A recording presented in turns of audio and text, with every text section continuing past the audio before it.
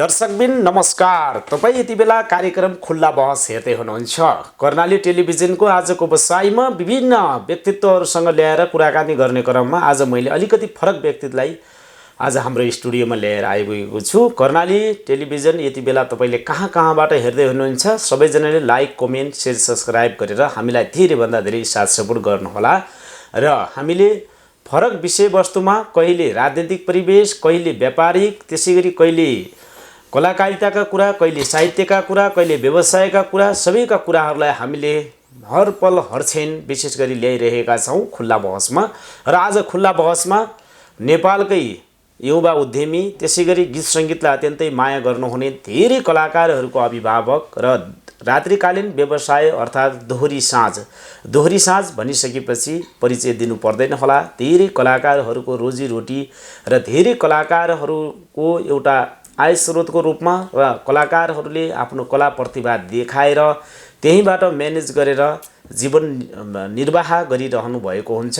र धेरै कलाकारहरू दोहोरीकै माध्यमबाट ठाउँमा पुग्नु भएको छ। र अहिले पनि धेरै कलाकारहरू काठमाडौँका धेरै दोहोरी साँझहरूमा आबद्ध हुनुहुन्छ। र त्यस्तो धेरै कलाकारहरूलाई आबद्ध गराएर दोहोरी साँझलाई अगाडि बढाइराख्नु भएका र दोहोरी साँझका पनि विशेष गरी व्यवस्थापक, एउटा कुशल व्यवस्थापक, एउटा उहाँलाई दोहोरी जिम्मा दिँदाखेरि कलाकारदेखि लिएर धेरै कुराहरूको कुशल म्यानेजमेन्ट गरेर धेरै दोहोरी साँझको अनुभूति बटुलिसक्नुभएका कुशल व्यक्तित्व श्याम मल्ललाई आज मैले कर्णाली टेलिभिजनको स्टुडियोमा निम्ति आएको छु। र कर्णाली टेलिभिजनको यस स्टुडियोको कार्यक्रम खुल्ला बहसमा श्याम मल्लसँग दोहोरी साँझको पेरिफेरी र कलाकारको पेरिफेरी र अन्य उहाँ के गर्नुहुन्छ यसै विषयवस्तुमा हामी कुराकानी गर्न गइरहेका छौँ। सुरु गरौँ उहाँसँग कुराकानी। हजुरलाई हाम्रो कार्यक्रममा स्वागत छ। धन्यवाद। आराम हुनुहुन्छ? हजुर, आराम छु। के कसरी बिताउनु भएको छ हिजो आज दिनहरू? बिताउनु भन्ने कुरा आफ्नै पुरानै व्यवसाय। हजुर। अब दोहोरी सङ्घ जस्तै अब दोहोरी साँझहरू चलाइराखेको छु। हजुर। र दोहोरी साँझ पनि अहिले एकदमै धराशायमै छ। हजुर। अब यत्रो वर्ष, एक वर्ष पुरा जस्तै कोभिड-19 को चाहिँ धेरै प्रभाव पर्यो। हजुर। अहिले बल्ल चाहिँ अब केही हुन्छ कि भनेर अहिले केही मात्रामा केही राहत भएको छ। हजुर। तै पनि अझै पनि फेरि अब त्यही अवस्था दोहोरी नै छ। हजुर। एकदमै यो व्यवसाय भनेको एकदम धराशायी छ। र म मात्रै नभएर जति पनि मसँग जोडिनु भएको छ कलाकार भाइ बहिनीहरू, उहाँहरूलाई पनि मभन्दा अझै पनि दुखी पीडित उहाँहरू हुनुहुन्छ। हजुर। किन पहिलेको चाहिँ एउटा लकडाउनले पनि सिकायो सबै चाहिँ हाम्रो देशभरिकै व्यक्तित्वलाई, मान्छेहरूलाई यति अनुभव बनायो कि कलाकारको चाहिँ भविष्य खास के रहेछ त भनेर होइन। त्यही माथि पनि अहिले चाहिँ अब फेरि पनि त्यस्तै होला भन्ने चाहिँ एकदमै हामी धराशायी जस्तोमा छौँ र चिन्तितमा छौँ। यो रात्रिकालीन व्यवसाय भन्न बित्तिकै मनोरञ्जनात्मक व्यवसाय पर्न आउँदछ र यस व्यवसायमा मेचीदेखि महाकाली चारैतिरका कलाकारहरू चाहिँ जोडिनु भएको छ। र कलाकारहरूसँग चाहिँ निरन्तर रूपमा तपाईँ रम्दाखेरि हरेक साँझमा कस्तो खालको चाहिँ नि अनुभूति गर्नुहुँदछ र दोहोरी साँझ भनेको खास के हो? हाम्रो कर्णाली टेलिभिजन हेरेर बस्नुभएका तमाम दर्शकहरूलाई यति बेला भनिदिनुहोस् न, के हो दोहोरी साँझ भनेको?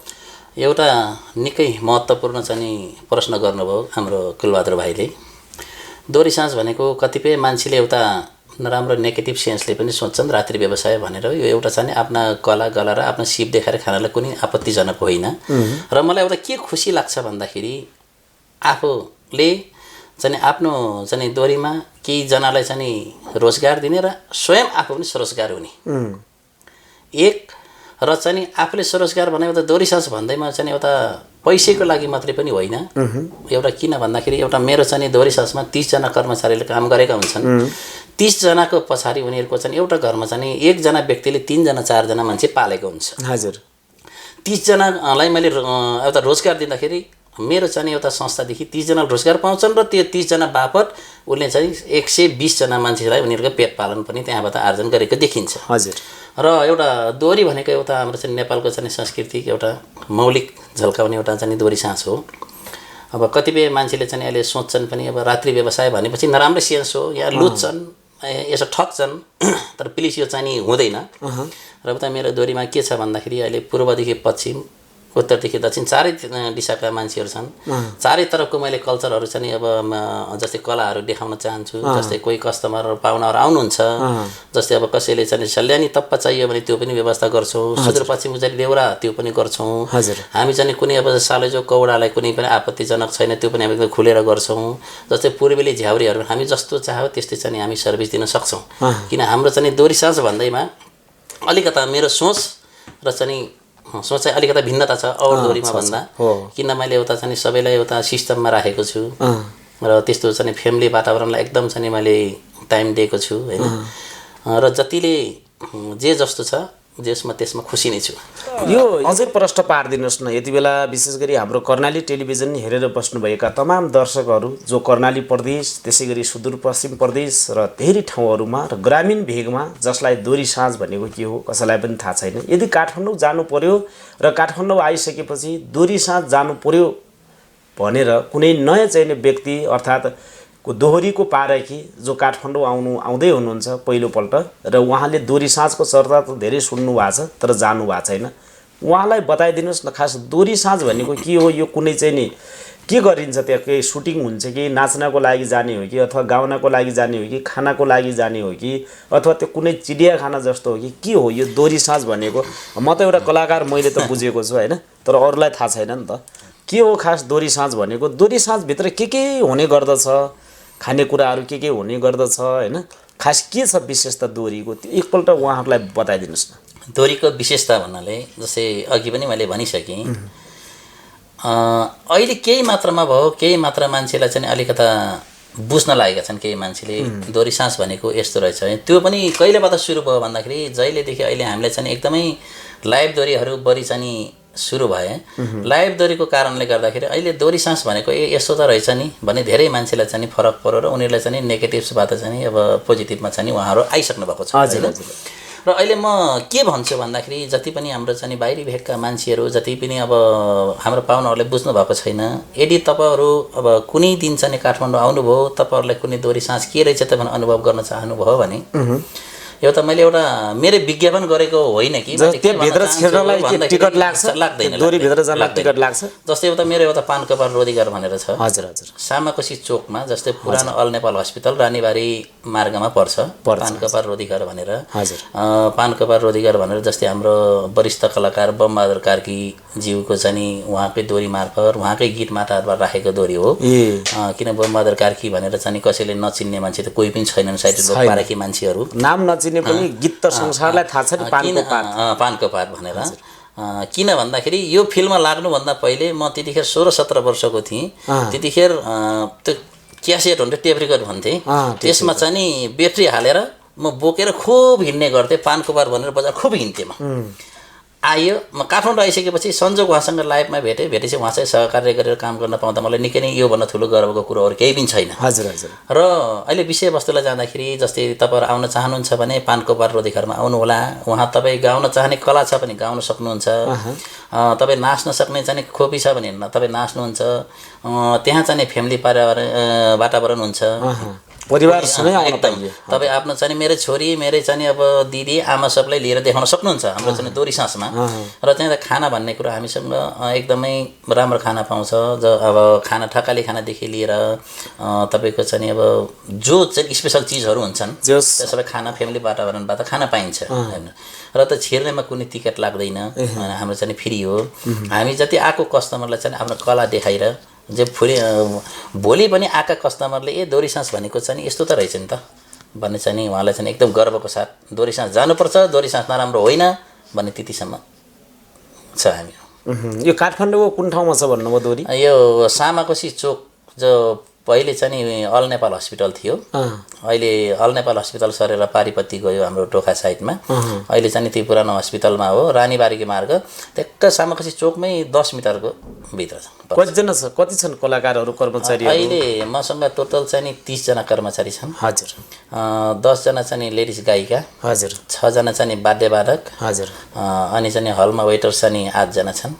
अनि सेक्युरिटी काउन्टरमा बार क्यासियर किचन गर्दाखेरि मसँग 28 देखि 30 जना कर्मचारी। यो चाहिँ बाजागाजाहरू के बजाउने गरेर हुन्छ खास दोरीमा? बाजामा चाहिँ एउटा तपाईँको रिदम भन्ने यहाँ चलन छ, तर मादल मादल बज्छ, ढोलक बज्छ, बाँसुरी भयो, र चाहिँ एउटा किबोर्ड जस्तै कसैको चाहिँ हार्मोनियम हुन्छ, कसैमा किबोर्ड हुन्छ, तर मेरोमा चाहिँ किबोर्ड नै छ, अक्टोप्याड हुन्छ। बजाउने त जोर मादल, एउटा ढोलक, एउटा किबोर्ड चाहिँ नि अब तपाईँको चाहिँ एउटा अक्टोप्याड, 5 जना त टोटली चाहिँ पछाडि वाद्यवादक नै चाहिन्छ। कति बजेदेखि कति बजेसम्म सञ्चालन हुने गर्दछ? अब अहिले चाहिँ नि अवस्थामा 6:30 बजेदेखि लिएर 12 बजे चाहिँ नि सम्म गर्ने। अहिले चाहिँ नि त्यहाँको एक त व्यवसायले पनि एउटा त्यहाँको प्रशासनले पनि टाइम छुट्याएको छ कि 12 बजेसम्म चाहिँ नि बन्द गर्ने, 12 बजेसम्म म्युजिक बन्द गर्ने र 12:30 बजेसम्म हल खाली गर्ने भनेर चाहिँ नि त्यो पारित गरेको छ। किन भन्दाखेरि हाम्रो बस पार्क व्यवसाय सङ्घको चाहिँ नि अब हामी चाहिँ एउटा आबद्ध छौँ र हामी सबै सिस्टममै चल्छौँ। प्रशासन र व्यवसाय सङ्घको चाहिँ नि सहमति बिना केही गर्न सकिँदैन। उहाँहरूसँग साथ मिलेर हामी। कहिलेदेखि निरन्तर हुनुहुन्छ तपाईँ यो दोरी साँझमा? मलाई यो दोरी साँझमा भन्दाखेरि त अब दोरीमा खास चाहिँ मलाई 7-8 वर्ष भइसक्यो, 7 वर्ष चाहन्छु भयो होला। हजुर। योभन्दा पहिले म रात्रि व्यवसायमा जस्तै अब चाहिँ गजल डान्स बारहरूमा पनि काम गरियो। त्यहाँको पनि अनुभव छ गर्दाखेरि मलाई चाहिँ यो रात्रि व्यवसायमा एकुरेट भन्नुपर्दा 14 वर्ष भइसक्यो। अनि 14 वर्षसम्म तपाईँ निरन्तर 14 वर्षदेखि रात्रिकालीन व्यवसायमा अहोरात्र रूपमा खटिरहनु भएको छ। यसरी रात्रिकालीन व्यवसायमा निरन्तर रूपमा खटिरहँदाखेरि चाहिँ नि हजुरको स्वास्थ्यलाई, त्यसै गरी निद्रालाई, त्यसै गरी अन्य रूपमा केही चाहिँ नि इफेक्ट त्यस्तो खालको कुनै केही असर पर्दैन? होइन, सुरुमा जब म यो लाइनमा छिरेँ अनौठो लाग्थ्यो मलाई। अब राति कहिले म बत्ती पनि नदेखेको मान्छे, मेरो घर जाने एकदम दुर्गम गाउँमा पर्ने। जब ठाउँ भन्नुभयो? मेरो बागलुङ जिल्ला। अनि बागलुङबाट आएको मान्छे काठमाडौँ छिरिसकेपछि काठमाडौँ एक बारमा गयो। बारमा गएपछि त्यहाँको चाहिँ बत्ती देखेर म त्यहाँ बस्न सकेन। अब किन मलाई अनुभव नै थिएन। 2 दिन काम गरेँ, तेस्रो दिनदेखि म आउँदै आएन, यो लाइनमा मेरो बसको छैन भनेर काममा चाहिँ आएन। नआउँदाखेरि चाहिँ नि फेरि पछि साथीहरूले होइन गर्नुपर्छ भन्नुभयो, आइयो, अनुभव भयो। झन् अब आज गऱ्यो भोलि गऱ्यो, बानी भइसक्यो क्या। बानी भइसक्यो। कोही दिन त निकै समस्या पऱ्यो। अब बेलुका गएर सुतेपछि बिहान 12 बजे 1 बजेभन्दा पहिले त निद्रै नखुल्ने, अनि खुले पनि न खानेको टाइम छ न सुत्नको टाइम छ। बिस्तार भने अहिले त मलाई केही पनि लाग्दैन। र अहिलेसम्म एउटा चाहिँ भगवान्को दुवाले गर्दाखेरि म चाहिँ यो फिल्डमा लागेपछि त्यसको कारणले मेरो स्वास्थ्य बिग्रियो, ठुलो एकदम गम्भीर बिरामी पनि अहिलेसम्म परेको छैन म। दोरी साँझमा निरन्तर रूपमा चाहिँ नि रहिरहँदाखेरि हुन त अब त्यहाँभित्र एकदम कलाकारहरूको रमाइलो हेरेर पनि सायद चाहिँ नि रोगहरू हट्न पनि सक्दछ, किनभने हाँस्ने हँसाउने ठाउँ पनि हो, मनोरञ्जनात्मक व्यवसाय। त्यहाँ काम गर्दाखेरि रात्रिकालीन व्यवसायमा काम गर्ने जति पनि कलाकार, लेडिज कलाकारहरू भनौँ न, पुरुषभन्दा पनि होइन, उहाँहरू कतिको सुरक्षित हुनुहुन्छ नि? जस्तै अब कतिपय त गेस्टहरूले नै गलत नजरले हेरिदिने, जस्तै गर्लफ्रेन्ड बनाएर लान खोज्ने होइन, त्यस्तो खालको हुन्छ। अब यहाँ कलाकारमा लागिसकेपछि दोरी साँझमा चाहिँ नि कतिको सुरक्षित हुन्छन् ती? हजुरको दोरीमा मात्रै मैले भन्न खोजे होइन कि होइन, के छ यसको बारेमा अलिकति प्रश्न पार्नु। यस्तो छ, महिला कलाकारको हकमा चाहिँ के छ व्यवस्था? हजुरले के व्यवस्था गर्नुभएको छ? जस्तै मैले भने अघि पनि अहिले दोरी साँझ के रहेछ त भनेर धेरै मान्छेले बुझिसके भनेर भन्न त सकेँ, तर अझै पनि केही पर्सन व्यक्तिहरूले चाहिँ त्यो बुझेका छैनन्। तपाईँको कतिपय मान्छेले के सोच्छन् त भन्दाखेरि यो दोरीमा काम गर्ने केटी छिटै मसँग पट्टिन्छ, मसँग यसलाई घुमाउन पाए हुन्थ्यो, यसलाई चाहिँ अब मेरो गर्लफ्रेन्ड बनाउन पाए हुन्थ्यो भन्ने चाहिँ प्रायः जसो कतिपय गेस्टको चाहिँ त्यस्तो सेन्स भएको कस्टमर पनि आउँछन्। र त्यसमा के छ त भन्दाखेरि एउटा कलाकारको उप पनि भर पर्ने कुरो हो होइन। अब कतिपय गेस्टले के भन्छ भन्दाखेरि यो राम्रो केटी त चाहिँ नि साउको होला नि त, हामीले लान पाउँदैन भन्न सोच्छन्। यो एकदम भएको कुरो के। यसमा मलाई उनीहरूलाई प्रश्न के भन्छ भन्दा, सर हामीसँग एउटा कला र गला देखाउने हो, हामीले यहाँ कसैको चाहिँ इज्जत बेचेर खाइँदैन। किन भन्दाखेरि तपाईँको छोरी चेली र हाम्रो छोरी चेली एउटी हो।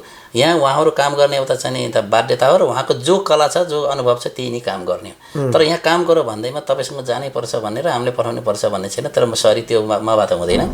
तपाईँहरू आउनुहोस्, खानुहोस्, बस्नुहोस्, रमाइलो गर्नुहोस्, वेलकम छ। तर त्यो सोच हो भने प्लिज तपाईँले चाहिँ नि बुरो नआउनुहोस्, म त्यतिसम्म भन्छु। र मेरो चाहिँ कलाकार भाइ बहिनीहरूलाई के भन्छु भन्दा, बहिनी तपाईँहरूको पनि घर व्यवहार छ, तपाईँहरूको पनि एउटा इज्जत छ र तपाईँहरूले पनि मान्छे चिन्नुपर्छ, यो मान्छे कस्तो र के हो भन्नु हो। बोलाउँछ बोलिदिनुहोस्, हेलो हाई गरिदिनुहोस्, आफ्नो ठाउँमा छ होइन। एउटा तपाईँको कस्टमरको रूपमा आउने हो, सीमित ड्युटीमा कस्टमरै सम्झिनुहोस्। भोलि पनि तपाईँले चाहिँ बोयफ्रेन्ड बनाउने, भोलि चाहिँ बाहिर घुम्ने, यो मेरो बुढा हो भन्ने भयो भने भोलि तपाईँलाई ठुलो चाहिँ आपत पनि पर्न सक्छ है। र तपाईहरु जाने बेलामा छुट्टी भइसकेपछि कम्पलसरी कम्पनीले एउटा व्यवस्था गरेको चाहिँ नि गाडी हुन्छ, गाडीमा जानुस्। किन जब तक घरमा पुग्दैन साँझमा पुर्याइदिने व्यवस्था गरेको छ हैन? हजुर, घर पुर्याइदिन्छु। पुरै गाडीले नै गाडीले पुर्याउँछ। हजुर। र चाहिँ नि यदि भोलि कदापि कस्टमरसँग कुनै गेस्टसँग गयो, भोलि कुनै दुर्घटना भयो भने भोलि चाहिँ जवाबदेही म हुन्छु। उसको फ्यामिलीले मलाई, उहाँहरूको फ्यामिलीले मलाई सोध्ने हो, मेरो मान्छे त तपाईँको दोहोरीमा काम गर्ने हो, तपाईँको चाहिँ नि दायित्व हुनुपर्छ कि हाम्रो घरमा पुर्याउने, कहाँ गयो त भन्दाखेरि त समस्या त मैले स्पष्टीकरण त मैले दिनुपर्ने हुन्छ। त्यसैले मैले के भन्छु भन्दाखेरि तपाईँहरू कम्पनी गाडीमा जानुहोस्। यदि तपाईँको दाइ हो, भाइ हो, साथी हो लिन आउँछ, सदाको लागि लिन आउँछ भने एउटा चाहिँ भाउचर भर्नुहोस्। म यो फलानासँग जान्छु, यति नम्बरको गाडीमा जान्छु, कुनै केही भयो भने मेरो चाहिँ यो क्षतिपूर्ति म नै बेहोर्छु, यसको चाहिँ दायित्व मेरै जिम्मेवार छ, तपाईँलाई के हुँदैन साइन गरेर पठाइदिन्छु भनेर त्यो सिस्टम बनाउँछु। तर त्यो किन मैले पठाउने चाहिँ गरेको छैन। एउटा सिस्टम चाहिँ बनाइदिएको छु मैले। कदम जानु छ भने पनि तपाईँको फ्यामिली को मलाई परिचय गराउनुहोस्, उसको जिम्मा लिएर बल्ल पठाउँछु। त्यतिसम्म व्यवस्था गरेछ। दर्शकले तपाईँ यति बेला कर्णाली टेलिभिजन हेर्दै हुनुहुन्छ र कर्णाली टेलिभिजनको आजको बसाई खुल्ला बहसमा आज हामीले दोहोरी साँझको नालीबेलीको बारेमा, खास दोहोरी साँझ के हो र काठमाडौँको धेरै ठाउँहरू र अहिले त नेपालको धेरै सहरहरूमा दोहोरी साँझहरू खुल्दै गइरहेका छन् र दोहोरी साँझको व्यवसाय फस्टाउँदै गइरहेको छ। समाजसेवी, बुद्धिजीवी, सामाजिक अभियन्ता, राजनीतिक दलका प्रतिनिधि, त्यसैगरी व्यापारी, उद्योगी, व्यवसायी सबैजनालाई दोहोरी साँझ भनेपछि उत्तिकै मन पर्दछ र काठमाडौँ या विभिन्न सहरमा खुलेका दोहोरी साँझमा धेरैजनाहरू जानुभएको छ र दोहोरी साँझमा आबद्ध भएर धेरै कलाकारहरूले रोजगारी प्राप्त गरी त्यही दोहोरी साँझबाट गाएर नाचेर आफ्नो कला प्रतिभाहरूलाई चाहिँ नि एउटा लुकेर रहेको कला प्रतिभालाई देखाएर एउटा विभिन्न माध्यम हुँदै चाहिँ नि आफू एउटा चर्चामा आइसक्नुभएका धेरै कलाकारहरूको बेस भनेकै दोहोरी साँझ हो। मानौ कि दोहोरी साँझ भनेको कलाकारहरूको एउटा अभिभावक अथवा कलाकारहरूको एउटा खाने घर हो, अर्थात् आफूले काम गर्ने एउटा चाहिँ घर हो अनि धरोहर हो, यसरी पनि बुझ्न सकिन्छ। हो, यसै विषयवस्तुमा आज हामीले उठान गरेका छौँ र दोहोरी साँझको बारेमा चाहिँ के हो खास कथा व्यथाहरू, यी सबै कुराहरू हाम्रा तमाम दर्शकहरूलाई आज हामी दोहोरी साँझको बारेमा बुझाउने जमर्को गरिरहेका छौँ। हामी फरक फरक विषयवस्तुहरूको साथमा आउने क्रममा आज हामी दोहोरी साँझको व्यवसायलाई के रहेछ दोहोरी साँझ यसको बारेमा हामी विशेष जानकारी दिन गइरहेका छौँ। हामी दोहोरी साँझका प्रबुद्ध व्यवसायी, धेरै वर्षदेखि निरन्तर रूपमा यसै क्षेत्रमा लाग्नुभएका कुशल अनुभवी हाम्रो आदरणीय व्यवस्थापक आदरणीय श्याम मल्ल हामीसँग हुनुहुन्छ र उहाँसँग यति बेला मैले कुराकानी गरिरहेको छु। जस्तै दोहोरी साँझको बारेमा एउटा जुन मान्छेले बाहिरी रूपले चाहिँ नि अलिकति रात्रिकालीन व्यवसायलाई हेर्ने दृष्टिकोण अलिकति गलत तरिकाले चाहिँ नि जुन बुझेको पनि रहेछन् मान्छेहरूले हैन। अहिले हजुरले पनि भन्नुभयो हैन। तर चाहिँ खास दोहोरी साँझमा चाहिँ काम गर्दाखेरि के छ, बाहिर चाहिँ नि सुरक्षाको तर्फबाट, त्यसैगरी बाहिर जुन नेपाल सरकारको चाहिँ नि सुरक्षा, नेपाल सरकारको मापदण्ड के हुने गर्दो रहेछ दोहोरी साँझमा चाहिँ? जस्तै प्रशासन, नेपाल सरकारबाट प्रशासनबाट, जस्तै हाम्रो व्यवसाय सङ्घबाट हैन, हामीले शान्ति सुरक्षाको लागि अब जस्तै एकपटक के माथि सिडिओबाट नि के भनिरहेको थियो भने प्रत्येक दोहोरी साँझमा सिसी क्यामेरा हुनुपर्ने। त्यो त धेरै जस्तो ठाउँमा चाहिँ नि सिसी क्यामेरा अहिले व्यवस्थापन सबै गरिराखेको छ र एउटा मापदण्ड भनेको चाहिँ नि टाइम अनुसार हुनुपर्ने। एउटा जस्तै हाम्रो मौलिक संस्कृति झल्किने चाहिँ दृश्य हुनुपर्ने र जस्तै अब हामीले कुनै कस्टमरहरूले पनि, कस्तै पाहुनाहरूले पनि गीत अफर गर्दाखेरि पनि सकेसम्म चाहिँ दोहोरीलाई समेटेर एउटा चाहिँ कल्चर टाइपकै चाहिँ अब गीत अफर गर्दै हुन्थ्यो। किन कतिपय यस्ता पाहुनाहरू पनि आउँछन् कि दोहोरी साँझमा आउँछन् हिन्दी गीत, अब चाहिँ ग्ल्यामर गीत चाहिँ अफर गरिदिनु पर्यो, गीत गाइदिनु पर्यो, नाचिदिनु पर्यो भन्छन् कि। तर त्यो गर्दाखेरि आफूलाई दुःख लाग्छ। त्यस्तो बेला चाहिँ तपाईँहरूले आफ्नो अधिकार प्रयोग गरेर त्यसको ठाउँमा अन्य लोकगीतहरू, नेपाली मौलिक गीतहरू सुनाउने व्यवस्था छैन? मैले त्यही भन्छु सर, यहाँ हुँदैन हैन। हो, तपाईँले एउटा हिन्दी गजलसम्म सुन्न सक्नुहुन्छ भने बरु गजललाई हामी व्यवस्था गर्छौँ, तर ग्ल्यामर डान्स हामीबाट हुँदैन। मैले त्यो भन्छु। र एउटा कुरा मैले के भन्छु भन्दाखेरि एउटा जति पनि अब मसँग जोडिएका साथीहरू हुनुहुन्छ, व्यवसायसँग जस्तै व्यवसाय साथीहरू हुनुहुन्छ, कुनै दर्शकहरू हुनुहुन्छ, म सबैलाई एउटा हात जोडेर एउटा के रिक्वेस्ट गर्छु भन्दाखेरि हाम्रो दोहोरी साँझ भनेको त मौलिक चाहिँ संस्कृति झल्किने दोहोरी साँझ हो र संस्कृति बचाइ पनि रहेछ नि त हैन दोहोरी साँझले। र कतिपय दोहोरी साँझमा जहाँसम्म मैले के लाग्छ भन्दाखेरि गुनिया चोलो र हाम्रो चाहिँ यस्ता सांस्कृतिक झल्किने दृश्यमा नृत्यहरू गर्न पाए हुन्थ्यो। धेरै ठाउँमा उता चाहिँ हाम्रो कुनै दोरी साँसले पनि गरेको छ कि अब एकैचोटि 4 जना 5 जना केटी ग्ल्यामर डान्स गराइदिने, त्यो गर्दाखेरि त्यहाँ आउने पाहुनाहरू एउटा जाँड खान आउने त हुन् होइन, तिनीहरूलाई के पर्छ भन्दा फल्ना ठाउँमा यस्तो हुन्छ भने यहाँ किन नहुने त भने उनीहरूले हेर्न खोज्छन्। तर मैले त्यो कदापि हुन दिँदैन, इच्छा लाग्दैन तपाईँहरू नबस्नुहोस्, तर मबाट चाहिँ यस्ता चाहिँ ग्ल्यामर डान्सहरू यस्ता नराम्रो केही हुँदैन। र यदि कुनै चाहिँ त्यस्तो उनीहरूले चाहिँ मसँग चाहिँ आइपर्न लाग्ने कुनै डिस्कस केही भयो भने मैले सिधै एउटा प्रशासनसँग कुरा गरिन्छ होइन, यस्तो छ हाम्रोमा। सकेसम्म लडाइँ झगडा चाहिँ हामी गर्दैनौँ होइन, प्रशासन छ, प्रशासनले हामीले चाहिँ हेल्प गर्छ, अब व्यवसाय सङ्घले हेल्प गर्छ हामीलाई होइन। त्यसैले शान्ति सुरक्षा भनेको र मसँग चाहिँ अब व्यवसायले पनि प्रशासनले पनि हामीले राम्रै दिइराखेको जहाँसम्म यसमा चाहिँ खुसी नै छौँ। नेपाली कलाकारहरूको भविष्य कस्तो छ नि दोरी साँझमा? नेपाली कलाकारको भविष्य भन्दाखेरि एउटा के छ भन्दाखेरि एउटा हाम्रो दोरी साँझ भनेको एउटा पाठशाला हो। हेर्नुहोस् है, एउटा कुरोमा कलाकारमा पनि एउटा आपत्तिजनक छ, यदि तपाईँको अनुमति भयो भन्नुहोस्। एउटा चाहिँ नि भर्खर गाउँबाट एउटा कला सिक्छु भनेर चाहिँ नि काठमाडौँ आउँछ, कलाकार बन्छु भनेर सपना बोकेर आएको हुन्छ हो। उसको चाहिँ नि घरमा गाई चराउने, बाख्रा चराउने, घाँस काट्न गर्दा गर्दै, गाउँमा गीत गाउने गर्दा गर्दै एउटा मान्छेले के भनेको हुन्छ, म तँलाई कलाकार बनाइदिन्छु आइज भनेपछि इच्छा जागेर काठमाडौँ आएको हुन्छ हो। काठमाडौँ आउँछ, एउटा दोरी साँझमा छिर्छ, सर मलाई काम दिनु पर्यो भन्छ, एउटा कुनैको माटाहाटबाट आउँछ, जस्तै कुलबहादुरजीसँग आयो, कुलबहादुरजीले सिफारिस गर्नुहुन्छ कसैलाई, ल यो मेरो बहिनी यसलाई राखिदिनु पर्यो है भन्छ। 2 महिना 3 महिना चाहिँ लटरपटर गाउँछ, 4 महिना चाहिँ गीत गाउन सिकेपछि उसले चाहिँ के गर्छ त, त्यो ठाउँलाई मेरो पाठशाला हो, यसलाई मैले चाहिँ निरन्तर दिनुपर्छ भने उसको सोच हुँदैन, सर्लक्कै अर्को ठाउँमा छोडेर जान्छ। त्यो सिकिसकेपछि अर्को छोडेर जान्छ। त्यो ठाउँमा गइसकेपछि भोलि बिहान चाहिँ म गएर भेटेँ भने त्यो मान्छेले मलाई नमस्ते त के, त्यसले एकपल्ट हेलो आइ के छ सर पनि भन्दैन, त आफै एउटा ठुलो वरिष्ठ कलाकार, त्यो गुणै बिर्सिन्छ। सकेसम्म त्यो नगर्दै हुन्थ्यो हजुर हैन। र अर्को कुरो चाहिँ एउटा प्रविधि के बनेको छ भन्दाखेरि हाम्रो दोरी साँझ अब जस्तै अहिले बसपारक समितिमा मात्रै 48वटा दोरी साँझ छन्। 48वटा। चाबेल समितिमा अलग छ, सुन्दारामा अलग छ, थमेलमा अलग छ। जस्तै अहिले बसपारकै कुरा गरौँ, हाम्रो एउटा के कमी छ भन्दाखेरि अलिकता मेरोमा राम्रो कलाकार देखियो, कुनै स्टाफ देख्यो भने अर्को दोरीले चाहिँ फकाउन आने, तिमीलाई कति तलब दिएको छ, 15,000, ल तिमीलाई म 18,000 दिन्छु, मसँग जान्छौ भनिदिने, भड्काइदिने गर्दाखेरि एकदमै यो चाहिँ मार परेको छ एउटा व्यवसाय। यसको लागि यो नियन्त्रण गर्ने कुनै केही उपाय छैन? यसलाई अब यो दोरीहरू बिचको सञ्चालकहरूसँग समन्वय, जस्तै तपाईँ पनि सञ्चालक हुनुहुन्छ, अर्को कुनै जस्तै मैले दोरी खोलेको छु भने तपाईँ पनि मेरोमा आउन त पाउनुभयो, तर कलाकार लिन त भएन नि त। अथवा त्यस्तो खालको के छ, एउटा मापदण्ड छैन कलाकारहरूको? यदि दोरीमा चाहिने कलाकारहरू आवश्यकता परेको खण्डमा चाहिँ आफै आउन् त्यहाँ फर्म भरेर, कुनै के छ प्रक्रिया तपाईँहरू? अब एउटा सिस्टम चाहिँ नि बसाल्नु पर्ने हो। हाम्रो बसपारक समितिसँग हाम्रो चाहिँ आदरणीय दाजु चाहिँ अहिले व्यवसाय सङ्घको अध्यक्ष जस्तै रिम खत्री हुनुहुन्छ, उहाँसँग पनि मैले कुरा राखेको थिएँ, धेरै साथीहरूसँग कुरा राखेको छु होइन। सकेसम्म चाहिँ नि एउटा यस्तो सिस्टम हाम्रो चाहिँ मापदण्ड हुनुपर्ने, किन जस्तै अहिले पानकपा रोजगारको कर्मचारी भोलि चाहिँ नि एबिसी कुनै पनि बसपारक या कुनै थमेलमा कहीँ गइसक्यो भने कमसेकम उहाँले सोध्नुपर्ने तपाईँको कर्मचारी यो के कारणले आएको, अनुमति त लिन भएन नि त भन्न गर्दा राम्रो हुन्थ्यो। मैले पनि कसैको चाहिँ कोही कर्मचारी फकाउन नपाउने, यदि मेरोमा कुनै आइसक्यो भने मैले त्यहाँको सञ्चालकज्यूसँग सोधेर तपाईँको कर्मचारी यहाँ आएको छ, यसलाई मैले राख्दा हुन्छ कि हुँदैन के छ भनेर एउटा चाहिँ पर्मिसन लिएर गर्नुपर्ने, त्यो कुरा चाहिँ चलेको छ, तर कसैले पनि पालन चाहिँ गर्ने चाहिँ अहिले कुनै त्यही त। जस्तै तपाईँको चाहिँ नि दोहोरीमा पनि त जस्तै अन्य दोहोरीको सञ्चालक ज्यूहरू त्यसै नै दोहोरीमा आइसकेपछि डाइरेक्ट कलाकारहरूसँग चाहिँ नि बस्ने, डाइरेक्ट वेटरहरूसँग चाहिँ नि बस्ने, त्यस्तो पनि व्यवस्था हुन्छ र भने?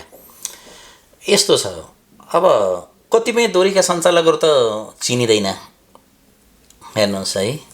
अब नाम एउटाको हुन्छ, अब चाहिँ काम अर्को भने जस्तो कुन सञ्चालक हुन्छ, को मान्छे त्यहाँ अब को आफूलाई थाहा भएको हुँदैन। हाम्रो एउटा के हो त भन्दा कर्तव्य, एउटा भित्र छिरेपछि हाम्रो लागि पाहुना हो, हामीले एउटा सत्कार सम्मान गर्ने हाम्रो दायित्व हो।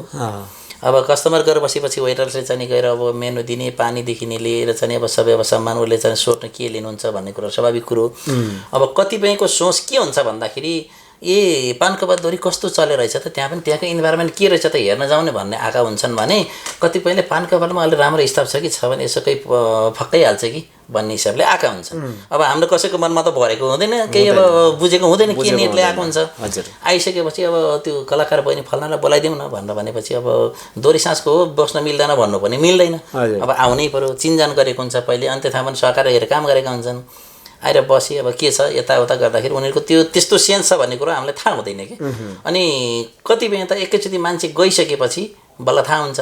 र एउटा कुरा के बुझिन्छ भने हाम्रो त्यस्तो गइसकेपछि पनि त ती कलाकारलाई चाहिँ नि कुनै कारबाही गर्ने प्रावधान अथवा त्यो सञ्चालकलाई कुनै केही त्यस्तो खालको केही त हुनुपर्ने हो नि त। होइन, कारबाही भन्ने कुरो एउटा मैले के भनेको छु भन्नाले कि त सोधेर चाहिँ नि तपाईँको जान पर्यो, उसको इच्छाको कुरो बस्नै पर्छ भन्ने त छैन होइन। तर सञ्चालकलाई चाहिँ नि जानकारी नगराएरै चाहिँ नि अप्रत्यक्ष रूपमा चाहिँ नि दोहोरीमा गएर अब तपाईँको दोहोरीमा त्यो काम गरिसकेपछि तपाईँलाई धेरै लगानी गर्नुभएको हुन्छ नि त, धेरै कुरा सिकाउनु भएको हुन्छ नि त।